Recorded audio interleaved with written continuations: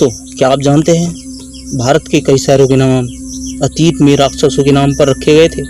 बेशक समय के साथ उनमें से कई शहरों के नाम बदलते चले गए, लेकिन इन शहरों की कई की कहानियां आज भी बताती हैं कि किस तरह एक ज़माने में इन शहरों में को बड़े दैत्य के नाम पर जाना जाता था। आज इस वीडियो में हम जानने वाले हैं भारत के ऐसे 5 शहरों के नाम और उनसे जुड़ी बातें। इससे पहले यदि आप इस चैनल पर नए हैं तो चैनल को सब्सक्राइब जरूर करें और वीडियो अच्छी लगे तो वीडियो को लाइक और शेयर करें। नंबर 1, पौराणिक कथाओं के अनुसार महिषासुर नाम का एक असुर था। महिषासुर के पिता रंभ असुरों के राजा थे, जो जल में रहने वाली एक भैंस से प्रेम कर बैठा। इसी योग से महिषासुर का जन्म हुआ।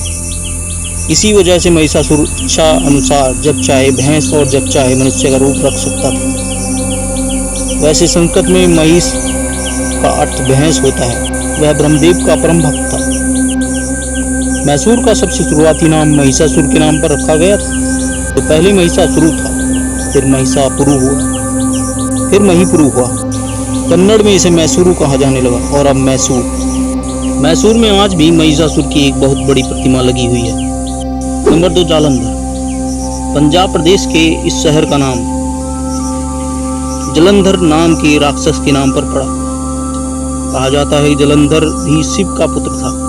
हालांकि कुछ पौराणिक कथाएं उसे भगवान शिव का सबसे बड़ा शत्रु भी बताती हैं। श्रीमद् देवी भागवत पुराण की माने तो जलंधर असुर भगवान शिव का अंश था, लेकिन उसे इसका पता नहीं था। जलंधर बहुत ही शक्तिशाली असुर था। जलंधर देवताओं के राजा इंद्र को पराजित कर तीनों लोकों का स्वामी बन बैठा था। कहा जाता कि यमराज भी उससे डरते थे। पंजाब के इस शहर में आज भी असुरराज जलंधर की पत्नी देवी वृंदा का एक मंदिर स्थित है। नंबर 3, तमिलनाडु के शहर तिरुचिरापल्ली का नाम भी एक राक्षस के नाम पर पड़ा। मान्यताओं के अनुसार यहाँ थिरिसिरन नाम का एक राक्षस हुआ करता था, जिसने भगवान शिव की घनघोर तपस्या की, जिससे इस जगह का नाम थिरिसिकरपुरम पड़ा। बाद में यह नाम तिरुचिरापल्ली हो गया। यह शहर प्राचीन काल में चोल साम्राज्य का हिस्सा था। अब यह तमिलनाडु के एक बड़े जिलों में एक है। इसे त्रिची भी कहा जाता है। यह शहर अपने कई खास मंदिरों, मसलन श्री रंगनाथ स्वामी मंदिर, श्री जम्बुकेश्वर मंदिर, वरैयूर आदि के लिए जाना जाता है। नंबर 4, गया शहर। गया शहर में प्राचीन काल में गयासुर नाम का एक राक्षस रहता था। इस शहर का नाम उसी के नाम पर पड़ा। इस शहर में एक विष्णुपद मंदिर है। इस मंदिर का खास रिश्ता भी गयासुर से है। दरअसल भगवान विष्णु ने इस दैत्य का वध किया था। उस समय यहाँ भगवान विष्णु के पद चिन्ह पड़े थे। उसी के बाद यहाँ ये मंदिर बना है, जिसे विष्णुपद मंदिर कहा जाता है।